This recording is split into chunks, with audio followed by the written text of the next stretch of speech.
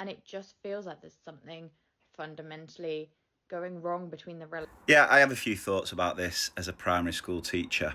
So in that video, she basically talks about how on her TikTok algorithm, all she hears is parents moan about how bad schools are and how unsupportive and detrimental schools are being to their children, whilst at the same time, how many teachers are speaking out about how bad behaviour is and parents are abusive, and there's this real disconnect between parents and teachers. So I definitely agree that there is a disconnect, but why do I think this has happened?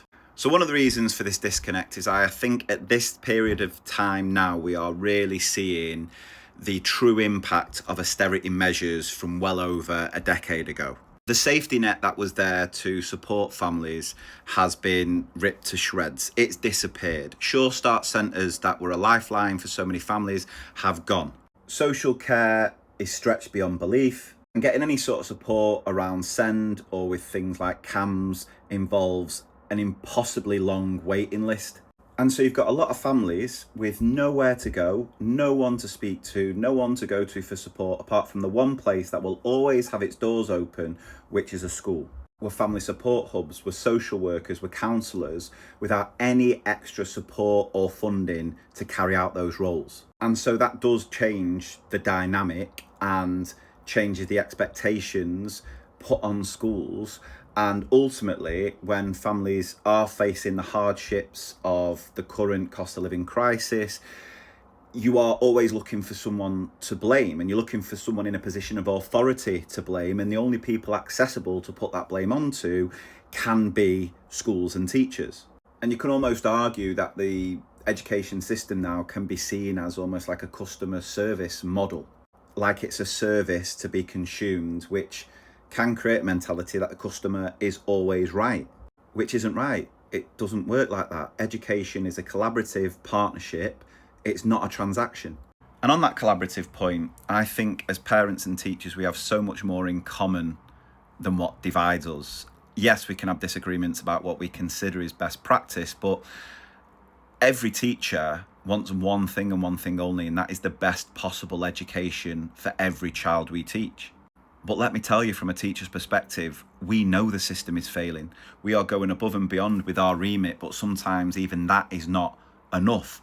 We see firsthand that some children with particular needs need better provisions, need more support, but that support cannot be put in place because of things like funding. So we see and feel the same frustrations that so many parents feel, but rather than blaming each other, we should be focusing on changing the system to make sure it's better for everyone.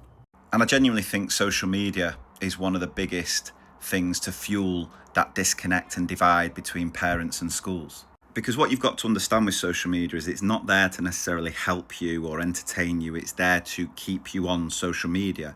And it's been proven that the one emotion that keeps people on social media the longest is anger and outrage. The platforms know this, which is why they push the most extreme sort of content towards people to try and evoke that emotional response of anger and outrage.